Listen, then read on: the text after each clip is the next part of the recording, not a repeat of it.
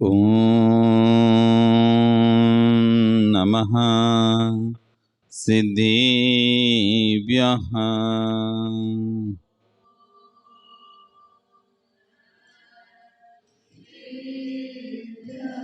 ॐ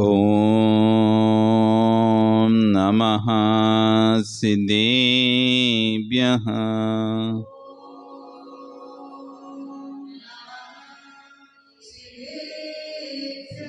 ॐ नमः सिद्धेभ्यः।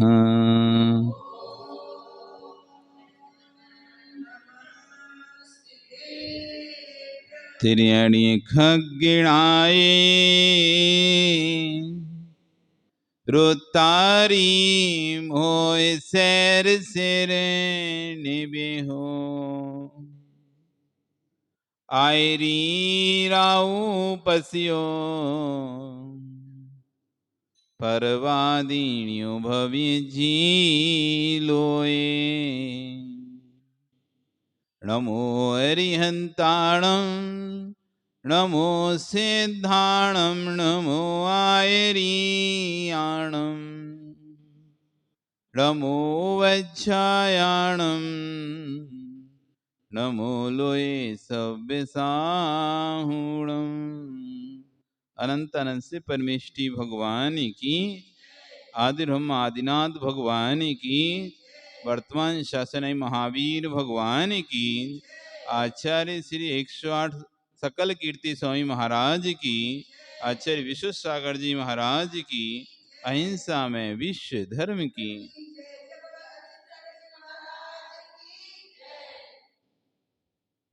भवबंधु, वर्तमान शासन न्यायिक वर्धमान स्वामी के शासन में आदिनाथ स्वामी की चरण निश्रा में बैठकर हम सभी धर्म श्रवण कर रहे हैं। ये जिनेन्द्र वाणी मनुष्य जगत कल्याणी है। जो भी कल्याण को प्राप्त हुए हैं, कल्याण को प्राप्त हो रहे हैं और आगे होंगे, वो इस जिन देशना से ही होंगे। संसार में अनेक प्रकार की देशनाएं हैं, लेकिन जिन देशना जैसी परम औषधि नहीं है।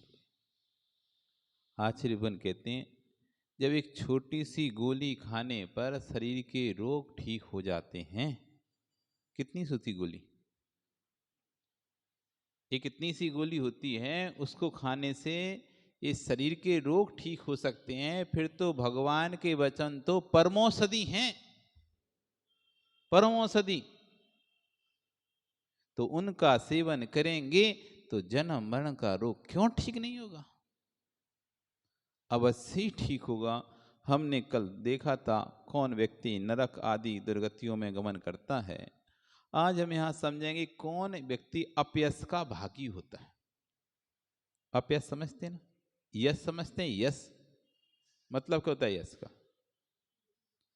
चारों तरफ आपका नाम होना, कीर्ति होना, लोग आपके विषय में अच्छा अच्छा बोलें, अच्छा अच्छा कहें, अच्छा अच्छा सोचें। जब भी कोई आपको देखे तो आपको फीलिंग गुड, फील गुड हो, वो कहलाता है यश। व्यक्ति के देखने से व्यक्ति को अच्छा बुरा फील होता है।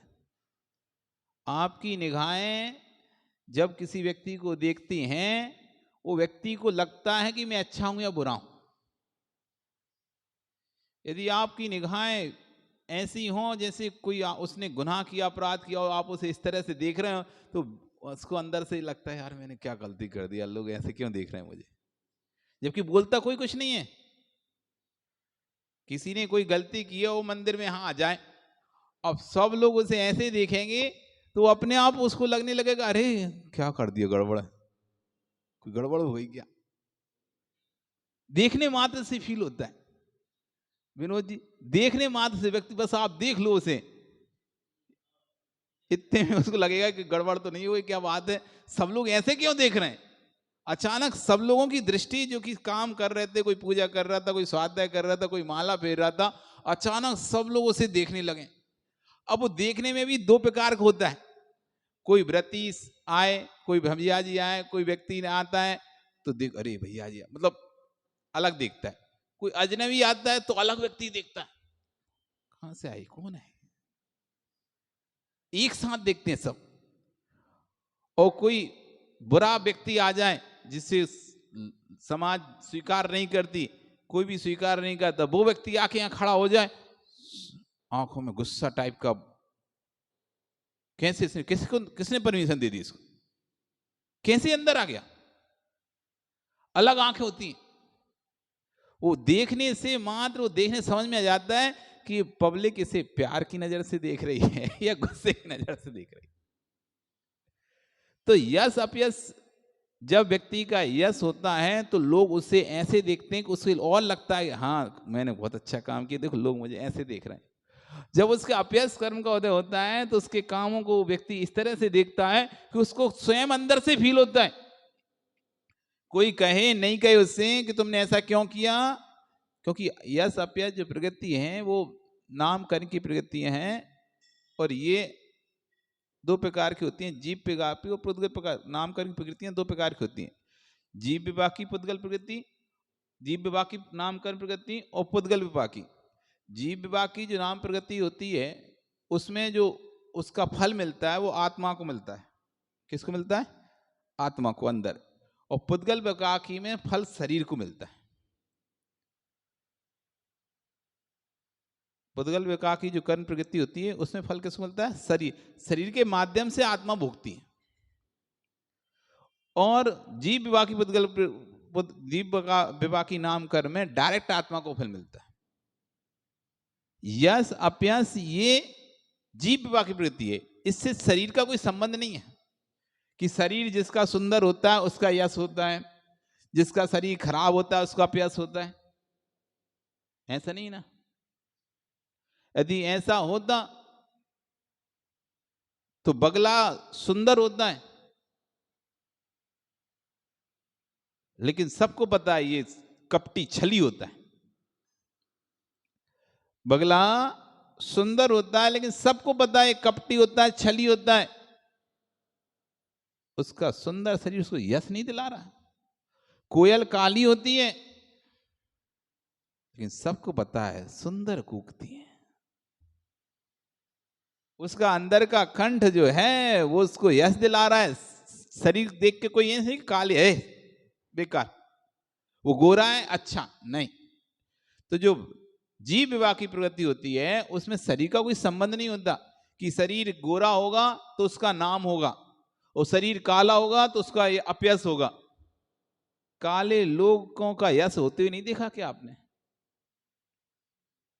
काले लोगों के नाम नहीं फैलते हुए देखे क्या? और गोरे लोगों का अपयश होते नहीं देखा क्या?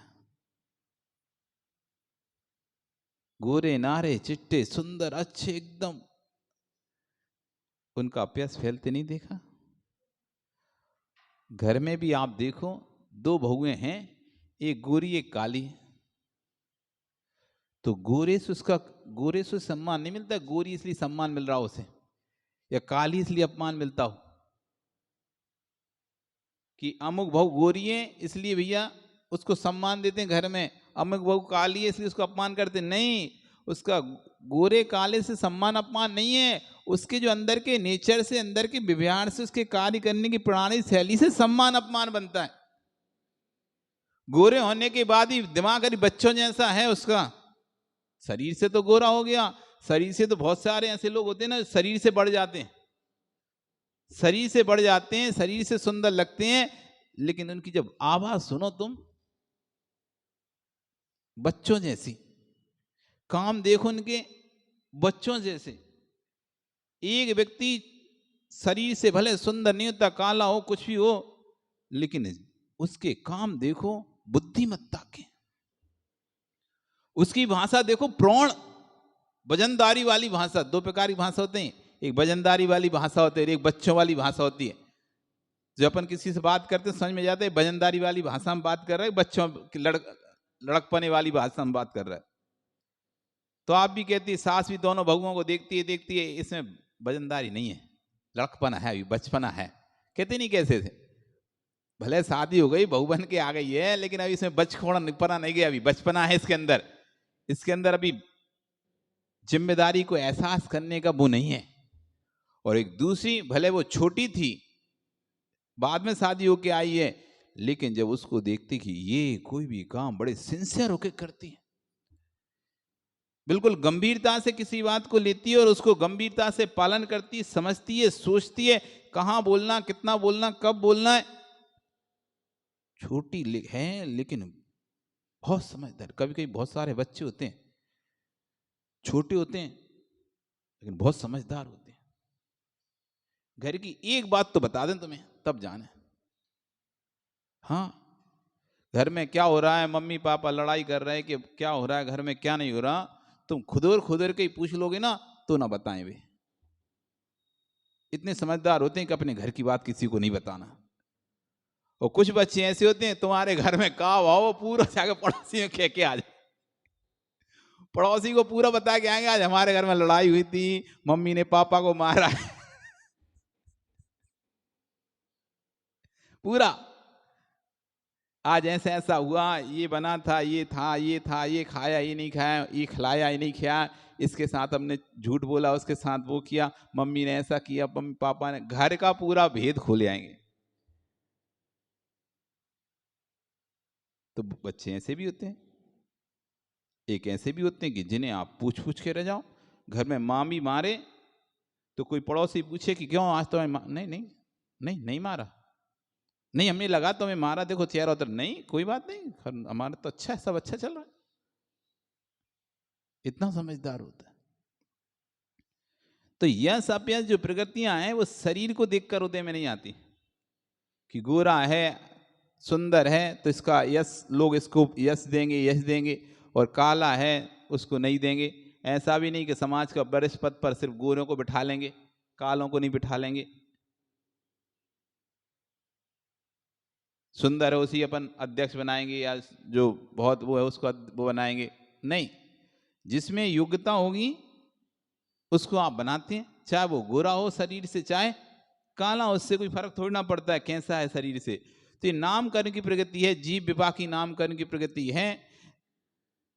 जैसे ही कोई हमको देखता है, यदि हमारे अंदर फीलिंग आने लगती है, अरे ये मुझे ऐसे क्यों देख रहे हैं, इनको पता तो नहीं चल गया।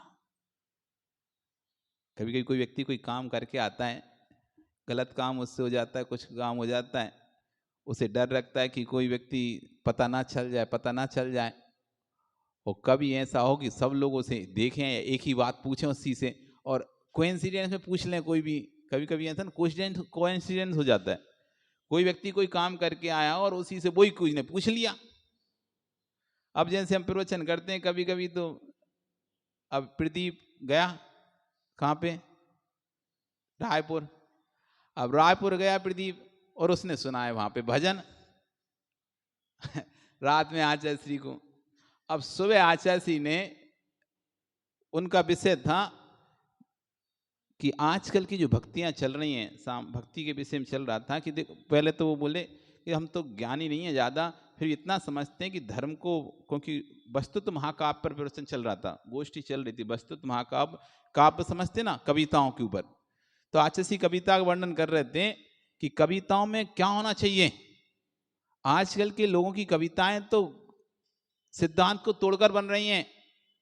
निर्गुण ओ न्यारे ओ पालन हारे, ऐसे भजन गाते हैं जिससे हमारे सिद्धांत का ही लोप हो जाता है।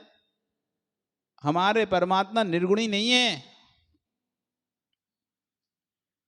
हमारे परमात्मा निर्गुणी नहीं है, पालनहारे नहीं है।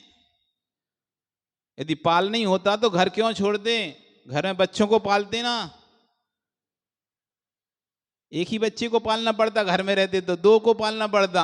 अब पूरे एक बच्चे को पालने में, दो बच्चों को पालने में तो कितनी टेंशन होती है। आपने पाले ना बच्चे, नहीं पाले पाले ना, सबने पाले बच्चे, यहाँ पे जितने सबके बच्चे हैं सबने बच्चों को पाले कि नहीं पाले।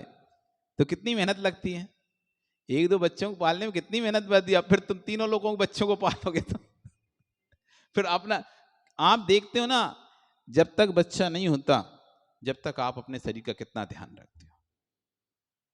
जब तक बालक नहीं होता, आप दिन में 3 बार तैयार होते हो, पाउडर लगाते, क्रीम लगाते हो, अच्छे से कपड़े पहनते हो, सब कुछ करते हो। और जैसे ही बालक पैदा हो जाता है, उसके बाद आप अपना ध्यान पूरा तरह से खत्म कर देते हो। पूरा ध्यान बच्चे पर रहता है आपका।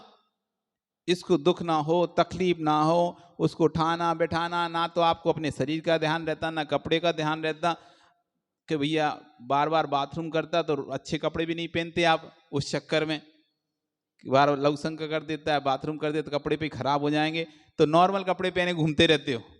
जब नहीं था तो बिल्कुल ऐसे सज धज के घूमते थे। अब लेकिन यहाँ तो वो बार बार बाल खींच रहा, तो वैसे ही बाल बिखर जाने तुम्हारे, तो भूसे बन जाने हो, तो तुम सोचते कौन बार बार तैयार हो। ठीक है, एक बार हो गए, अब बाद में जब सीधा शाम को कहीं जाए तब। अब दिन भर ऐसे ही उसके साथ घूमते रहते, बच्चे के साथ, बच्चे जैसे बन के। अपना जीवन खत्म। आपका जीवन तभी तक है जब तक बालक पैदा नहीं हुआ। वो बच्चा पैदा हुआ तो आपका जीवन बस अब उस बच्चे के लिए, उस बच्चे की पढ़ाई, उसकी पहले तो परवरिश में समय निकल जाता है, परवरिश में आप अपना समय दे देते हैं, परवरिश के बाद उसकी पढ़ाई में अपना समय दे देते हैं, पढ़ाई हो जाती तो फिर उसकी शादी के लिए अपना समय देते हैं, शादी हो जाती तो उसको सेटल करने में आपका समय निकल जाता है, सेटल हो जाता है फिर उसके पोते पोती उसके बच्चों में तो देख रहे नहीं देख रहे हैं कैसे दादी अपने पोतों को घूमती रहती है। ठीक है ना, मूल से ज्यादा ब्याज प्यारा होता है मूल से ज्यादा ब्याज प्यारा होता है, तो इसलिए अब उसी में लगे रहते हैं। तो ठीक है, नहीं कोई बात नहीं, नहीं सज रहे, वो बच्चे को संभाल रहे हैं अभी, तो पूरा जीवन ऐसे ही चला जाता है एक संतान होने पर। तो जब एक संतान को पालने पर इतनी टेंशन होती है, इतना विकल्प होता है, तो तुमने तो पालनहार ही बना दिया पूरे जगती का। बेचारा वो सुख के लिए मोक्ष गया था कि दुख के लिए मोक्ष गया था? वो जीव सुख के लिए मोक्ष गया था कि दुख के लिए गया था? अब वहां मोक्ष जाके वो पाल रहा है सबको। कोई रो रहा है तो उसको मना रहा है, कोई रूठ रहा है तो उसको मना रहा है, कोई की नाक पहुंच रहा है।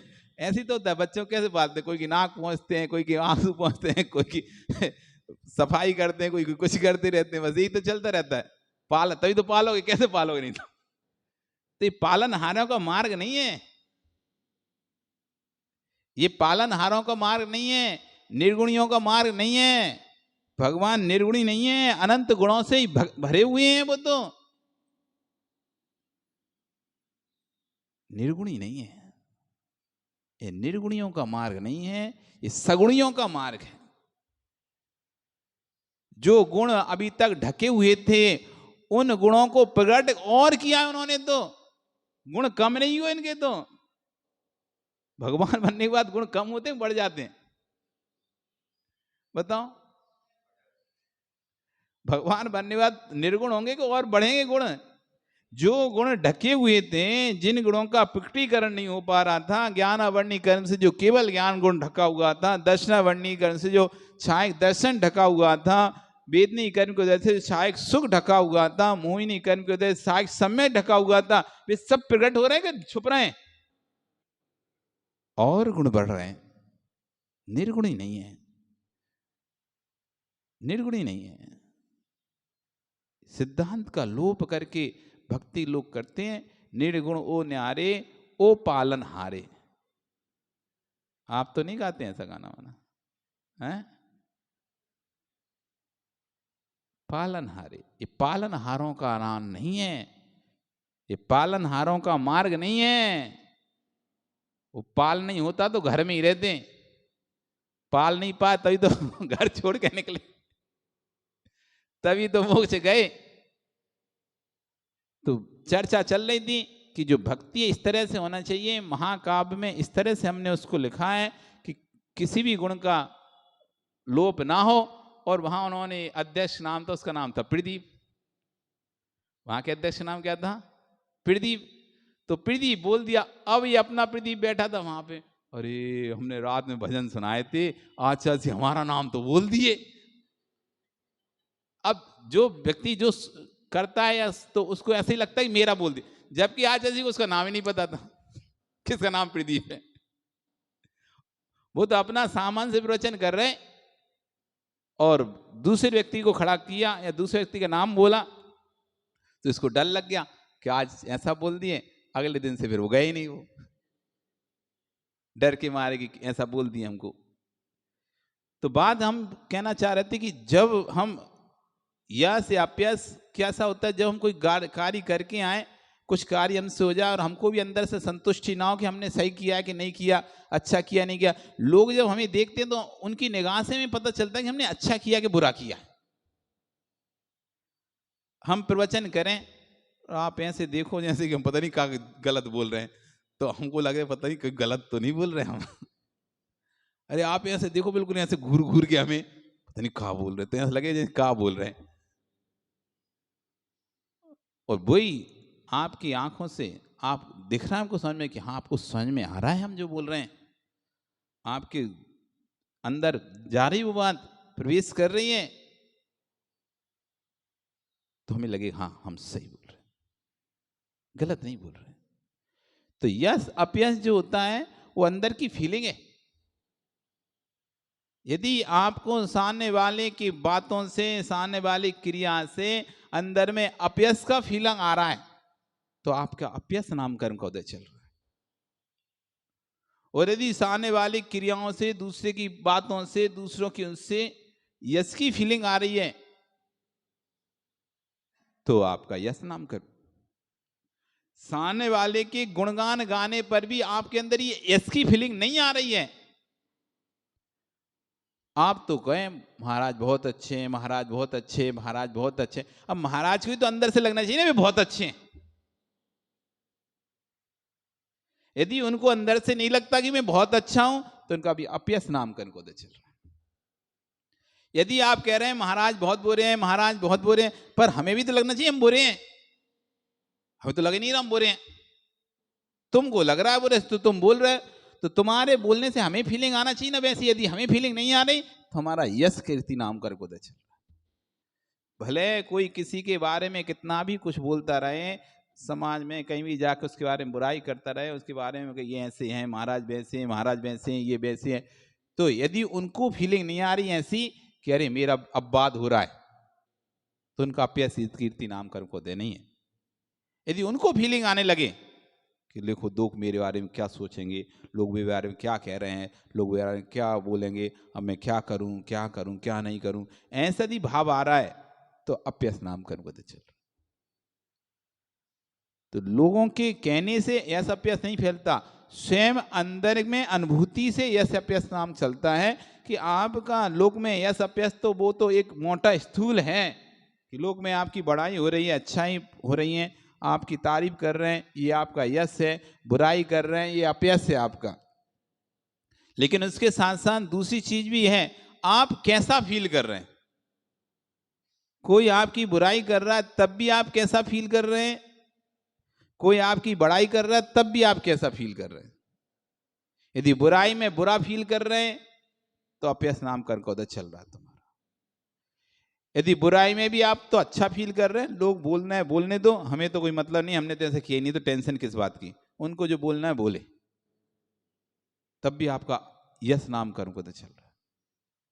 और कोई भले कहते अच्छी अच्छी बातें आपके अंदर के लिए कह रहा है और आपको लग रहा है कि वो तो कह तो रहा, लेकिन अपन तो ऐसे, अपन तो ठीक नहीं है, अपन तो ये नहीं है वो नहीं है, आपको आनंद नहीं आ रहा, अपयश चल रहा है।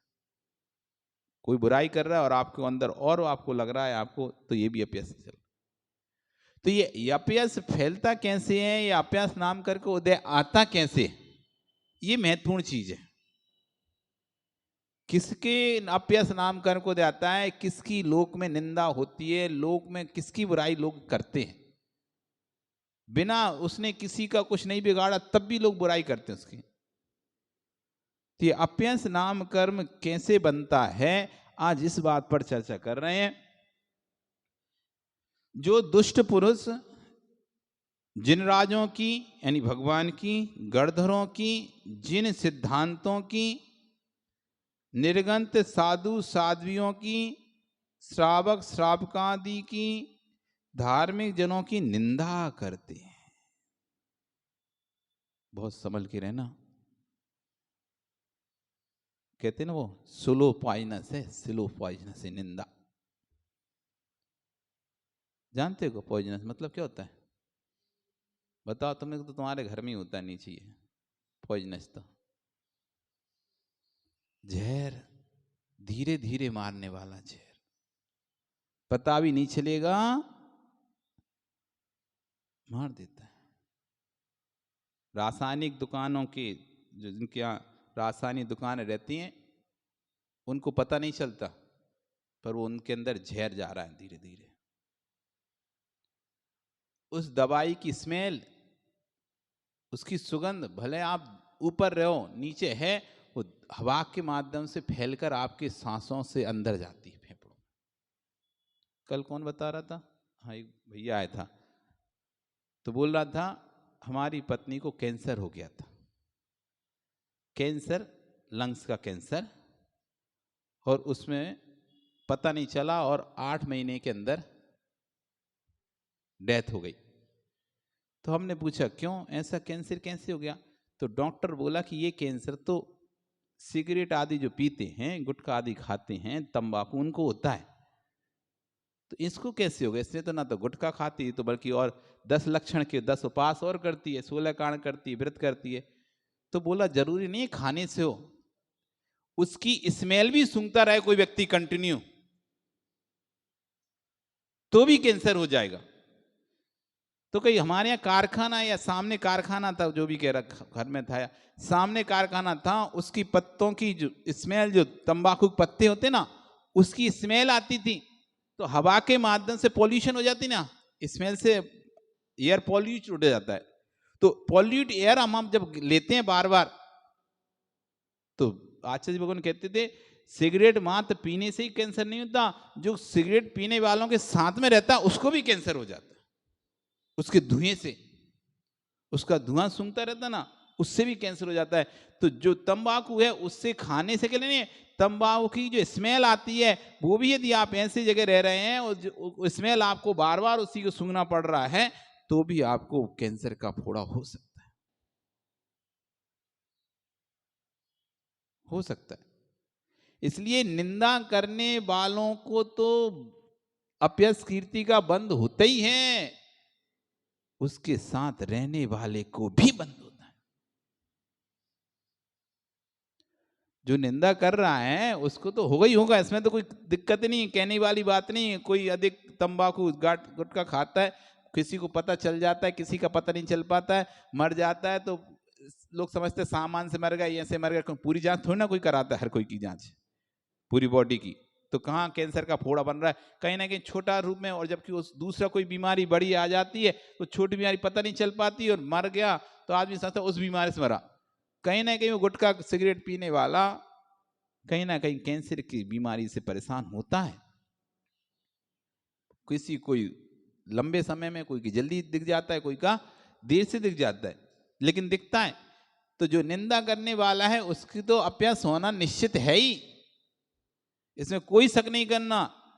साधु निंदा करने वाला, प्रभु गुरु निंदा करने वाला, आर्य का निंदा करने वाला, उसका आज नहीं तो कल जरूर उसका अहित होने वाला है। उस समय भले उसे पता ना चले, लेकिन बाद में जब मरेगा ना तो ऐसे सड़ सड़ के मरता है, कोड़ पड़ जाता है शरीर में, कुष्ठ रोग हो जाता है, सफेद पड़ जाता है, पूरा सफेद दाग पड़ जाते हैं शरीर, हाथ, उंगली, पैर। ये उन लोगों के ज्यादा पड़ते हैं जो लोग निंदा में ज्यादा, समाज के काम में आगे आगे रह के नहीं, इसकी निंदा करते हैं, उसकी निंदा करते हैं, ये करते हैं, वो करते हैं, और बाद में देखो अंत समय में ऐसे सड़ सड़ के मरते हैं, सड़ सड़ के। बड़ी दुर्गति होती है उनकी, शरीर में कीड़े पड़ जाते हैं उनके, लेटरिन बाथरूम वहीं सरक सरक के वहीं उसमें मचे रहते हैं। आखिरी में तो एक पंडित जी थे जो बहुत अच्छे से सुनाते हैं कि बहुत निंदा करते थे, साधु को लेख लिखते रहते थे साधुओं के ऊपर, ऐसा होना चाहिए साधु, ऐसा नहीं होना चाहिए साधु, और खूब मंचों से उसकी निंदा करते थे। तो आखिरी समय उनका ऐसा समय अंत आया, इतना बड़ा पंडित अपने ही जंगल को अपने हाथ से ऐसे फैला रहा है और खा रहा है, ऐसी बुद्धि भ्रष्ट हो गई उसके अंतिम समय। देखते ना अंतिम समय बुद्धि काम करना बंद हो जाती है बहुत से लोगों की, उन्हें होश ही नहीं रहते क्या कर रहे हैं,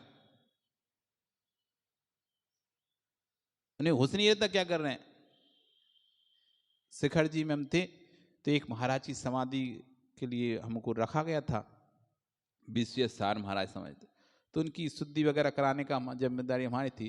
तो कभी अचानक उनको जंगल आ गई, तो पहले तो उनका अच्छा दिमाग था तो उठकर चले जाते थे जहाँ पे जंगल के लिए स्थान था। बाद में थोड़ा बुद्धि दिमाग कम जोर हो जाता है, तो उन्होंने जंगल कर ली, उसी में पाटे के यहाँ पे कर ली। अब उनको लगा कि मैंने कर ली, अब कोई क्या कहेगा, तो उस को हाथ से उठा के फेंक रहे। हम जब तक कर क्या रहे तुम, छोड़ो छोड़ो सब छोड़ो। वापस उनकी शुद्धि कराई, दिमाग नहीं चल रहा उसको क्या कर रहे हैं, क्या है, किसको करना चाहिए क्या नहीं करना चाहिए। तो ऐसी जो व्यक्ति निंदा करता है, साधुओं की निंदा करने वाला है, वो नियम से दुर्गति जाता है, अपयश का भागी होता है, और उसके अंतिम समय ऐसा निकलता है रोगी होकर, कुष्ठी होकर, सड़ सड़ कर, गल गल कर मरता है। घर के बच्चे भी उसको साथ छोड़ देते हैं, परिवार भी सब साथ छोड़ देते हैं, और बड़ी बुरी दुर्गति होती है। तरसता है मरने के लिए, मरता नहीं है, ऐसे ही पीड़ाओं से होकर गुजरना पड़ता है उसे। गुरु निंदा का इतना बड़ा फल मिलता है, इसलिए कभी सपने में भी नहीं करना। साक्षात तो करना ही नहीं, सपना भी नहीं आना चाहिए मैं निंदा कर रहा हूं। यदि आए तो समझ लेना हमारी या तो दुर्गति का, अशुभ गति का बंद हो चुका है, या फिर या तो बंद होने वाला है। क्योंकि संकेत होते हैं हर चीज के, सुगुन तो मानते ना, सगुन, अच्छा सगुन बुरा सगुन। भैया हम अच्छे काम के लिए जा रहे हैं, बड़ा घट मिल गया तो चलो हमारा काम अच्छा हो जाएगा। अच्छे काम के लिए जा रहे हैं, खाली घट दिख गया, काना आदमी दिख गया, अरे आज तो काम नहीं हो पाना है। ये सगुन है आपके। स्वप्न कैसे आ रहे हैं, सपने भी बड़े सगुन हैं, सपनों का बड़ा सगुन होता है, सगुन। इस सपनों से पूरा ज्योतिष पता चल जाता है। कैसे सपने आते हैं आपको, आपको सपने आते हैं, मल के सपने आते हैं, आपको गंदगी में रहने के सपने आते हैं, आपको हर समय गंदा ही गंदा दिखाई देता है। समझ लो तुम कोई तिरंच बनने वाले हो, मल के कीड़े बनने वाले हो, इसलिए तुम्हें सब बोई बोई दिखाई दे रहा है। सपने में गंदी गंदी वस्तु दिखाई देती हैं, गंदा गंदा काम करते हुए दिखाई देते हैं, हर चीज़ गंदी गंदी दिखाई देते हैं। कहीं मल में घुसे हैं, कहीं कहीं घुसे हैं, कहीं ऐसा साफ कर रहे हैं, कहीं ये कर रहे हैं, मल खा रहे हैं, ये कर रहे हैं, अनेक प्रकार सपने आते उल्टे सीधे लोगों को। मल खा रहा है कोई, मल को साफ कर रहा है, कोई कुछ कर रहा है, कोई कुछ कर रहा है, ऐसा कोई कचरे में पड़ा हुआ, कोई कीचड़ पड़ा हुआ, ये सब सपने आ रहे। समझ लो कि अब ये उसी पर्याय में जाने वाले हैं जिस पर्याय के सपने हैं भैया। इसलिए कभी भी सपने भी निंदा हो दिख जाए तो तुरंत जाके गुरु समीप प्रायश्चित करना कि मैंने सपने में निंदा की, कहीं ना कोई ऐसा अंश रह गया है अंदर जो सपने के माध्यम से दिखाई दे रहा है। तस्मिच्छामि कर लेना। तो निंदा तो करना ही नहीं, और जो निंदा करते हैं उनके पास तो कभी भूल के नहीं बैठना, नहीं तो वैसे हो जाएगा कि सिगरेट पीने वाले पास तुम बैठे रहे तो उसे कैंसर होगा, तुम्हें भी साथ में कैंसर हो जाएगा। वो तो बीमार होगा, तुम भी साथ में बीमार हो जाओगे। वो तो दुर्गति में जाएगा, अपयश का भागी बनेगा, और तुम भी अपयश के भागी बनोगे। इसलिए बहुत समझ के रहना। इंस्टेंट मतलब तुरंत फल देने वाली चीज है ये। भगवान की भक्ति तो देर से फल देती है, भगवान की भक्ति तुरंत फल नहीं देती, टाइम लगता है उसका, तो देर में उसका फल मिलता है। लेकिन गुरु की भक्ति तुरंत फल देती है, निंदा भी तुरंत फल देती है और प्रशंसा भी तुरंत फल देती है, दोनों इंस्टेंट फल मिलता है। गुरु यदि आप पर प्रसन्न है, खुश हैं, और दिल से आपको यदि आशीर्वाद देते हैं, उसका भी फल तुरंत मिलता है। यदि आपसे नाराज हैं, आपसे रुष्ट हैं, यदि हृदय से वो आपके प्रति कुछ सोचें तो उसका भी फल तुरंत मिलता है। ये तो बहुत संभल के रहने वाली चीज है। सोने की दुकान, प्रॉफिट भी तो ज्यादा और लॉस भी तो ज्यादा। गोल्ड की दुकान में प्रॉफिट होता है तो भी ज्यादा और लॉस होता है तो भी फिर ज्यादा ही होता है। एक ही कोई ने उठा कर धीरज से रख लिया ना जेब में तो सीधा हजारों का लॉस होता है, लाखों का, पता नहीं चलता। पान की दुकान होती तो क्या फर्क पड़ता, कोई ने एक पान का डिब्बा उठा कर भी रख लिया तो क्या है, 50-100 रुपया का घाट है। एक पान किसी ने धीरज से एक डिब्बी सिगरेट की उठा के रख ली, माचिस उठा के रख ली तो कितना, 2, 5, 10 रुपया का, और तुमने बेची तो प्रॉफिट 1 पैसा, 2 पैसा, 10 पैसा का।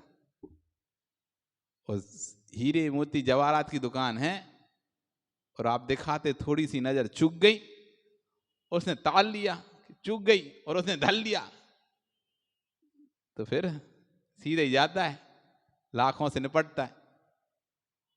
और यदि एक कस्टमर उनका अच्छा फंस गया, उन्होंने बेच दिया तो उनके भी सीधे लाख होते हैं। दोनों ही तरफ फायदा और नुकसान दोनों ही है, ध्यान रखना। इसलिए निंदा कभी नहीं करना। निंदा स्नो पॉइजनस है। निंदा अच्छी लगती है सुनने में भी और करने में भी। दूसरे की निंदा सुनने में मजा आता है, अपनी नहीं। अपनी निंदा तो कौन को सुनने में मजा आएगा, दूसरे की निंदा हो तो बड़ा मजा आता है सुनने में। हाँ और बताओ क्या कह रहे थे, और तो हमें हम तो पता ही नहीं था, तुम बताओ तो, और तो हम तो जानते नहीं ये बात तो, अच्छा ये और क्या बोल रहे थे। मतलब जो आनंद आता है निंदा सुनने में दूसरे की, वो जगत में खाने में आनंद नहीं आता। आदमी खाना छोड़ देगा सुनने के लिए, सुनने के लिए खाना छोड़ देता है। क्या और बताओ तो, और क्या हुआ।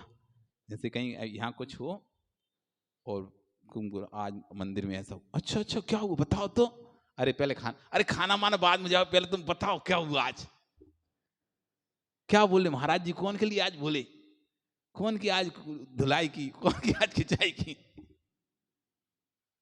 तो बड़ा आनंद आता है, वो करने में भी बड़ा आनंद आता है। जब व्यक्ति करने बैठता है ना तो ऐसा खो जाता है, ये सोचते ही टाइम कितना हो गया, कितनी देर से कर रहे हैं हम निंदा आने वाले। वैसे जाना होता है उसे टाइम नहीं रहता, जाना है उठ के घर लेट हो जाएंगे, और जब किसी की बुराई करने उसे बिठाल दो, टाइम तो पता ही नहीं चलता। उठते उठते जाते जाते फिर रुक जाता है, जाते जाते फिर रुक जाता है, जाते जाते फिर रुक जाता है। बाहर निकलते निकलते फिर वापस आ जाता है, फिर निकलते निकलते फिर वापस आ जाता है, घूम घूम के। नहीं आनंद आता है। तो ऐसी निंदा रसालुओं से बहुत दूर रहना, कि जिन्हें निंदा करने में आनंद आता हो, निंदा सुनने में आनंद आता हो, ऐसे लोगों से यदि आप दूर रहेंगे तो अपयश नहीं फैलेगा, आपका यश फैलेगा। और इनके साथ रहेंगे या खुद करेंगे तो अपयश फैलेगा, इस भव में भी और परभव में भी।